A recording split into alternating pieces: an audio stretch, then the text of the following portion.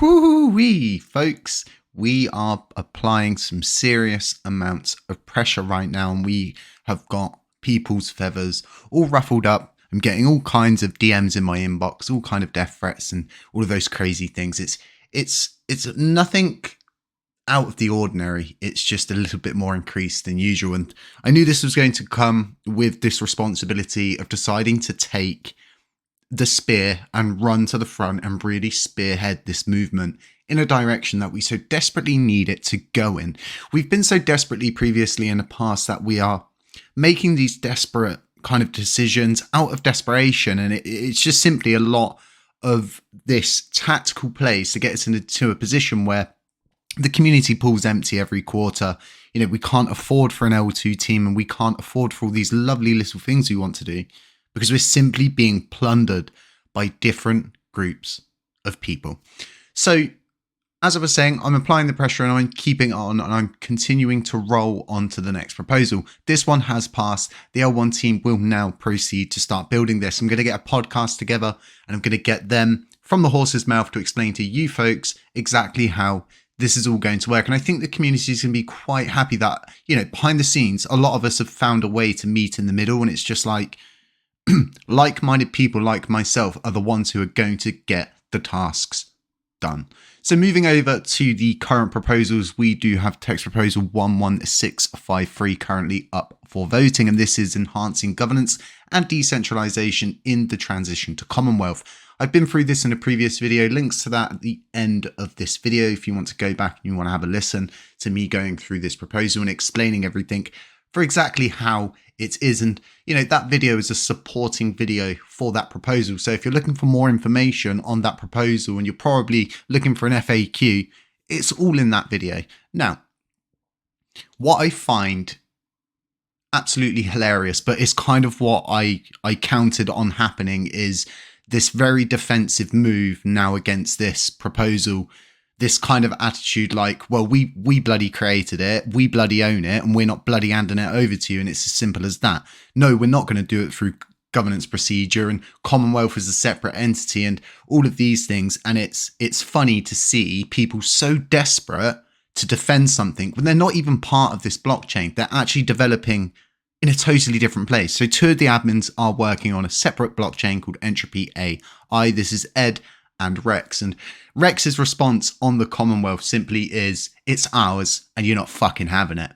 Now, as I've stated in this proposal, if they don't hand it over, we will create a Commonwealth and it will be fed through governance, and we will have it voted in that that's the official Commonwealth for discussions for the Terra Classic community. And that will then be linked and backfed into Station. And this is all about backfeeding everything into Station, utilizing the governance procedures to our best abilities possible, because ultimately everybody can moan, they can say all these different things, but if we run everything through governance and it always comes down to a consensus vote of validators and community members, how is that in any way, shape or form centralizing anything? In fact, no, it's decentralizing stuff through the correct governance procedures. And this is something that a lot of people fail to understand. And it's specifically these people who go for power play positions, ways to keep themselves relevant. And what it simply is, right? They're building another blockchain. Okay.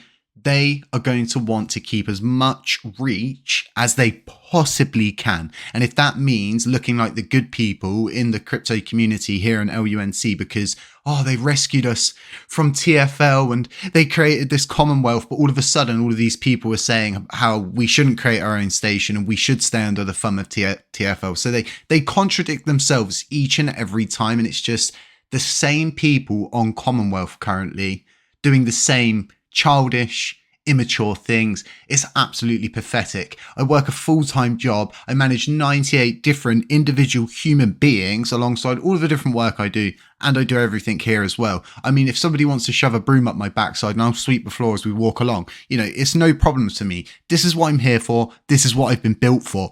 And I'm incorruptible. And I think this is what gives me an edge, is the fact that I'm just simply an incorruptible person.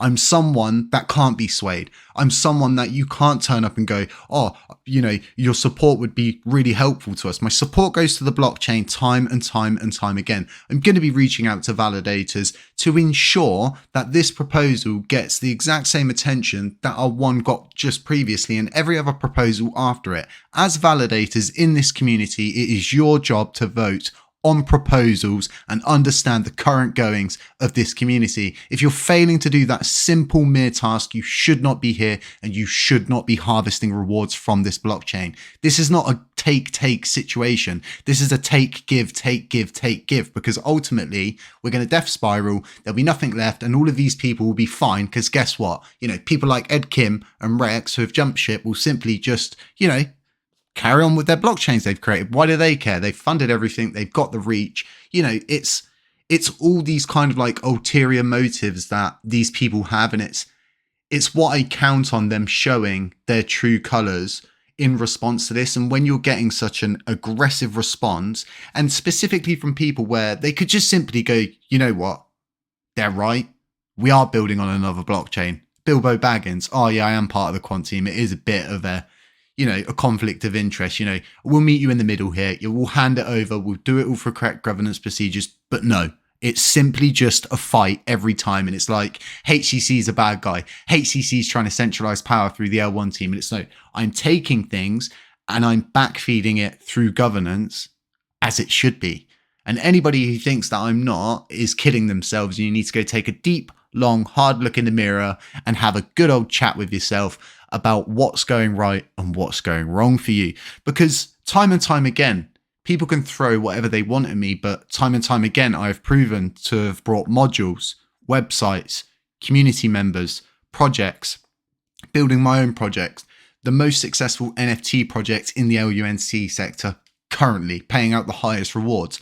On average, around 13 to 14 million LUNC is paid out in rewards to penguin holders each month. It's absolutely insane that, you know, people have got the cheek and the tongue to sit there and call things out as if they're like, they know me and all of these different things. And it's just funny because I let my work speak for itself a lot of the time, but it's times like this when videos like this are required and someone has to point these things out to the community, because if you don't start to understand that, hey, whoa, hang on a minute, HCC is pointing something out which is pretty valid here, and, you know, they are acting very childishly and they're not meeting in the middle and they're not simply just going, well, you know, maybe we are wrong here. Maybe we should have done things differently.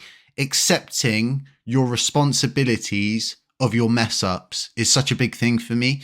When I called out DF Lunc protocol, I called them out, which was fair enough of me. I've got the right to do that. I was very concerned. Okay.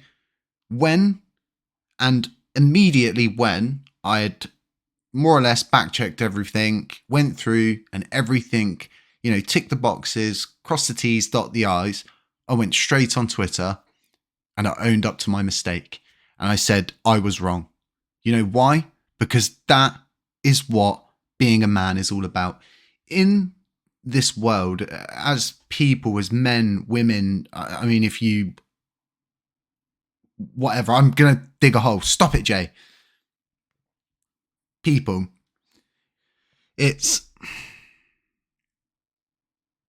sad to say the least, isn't it? When you see people like this who are supposed to be well presented people acting like babies.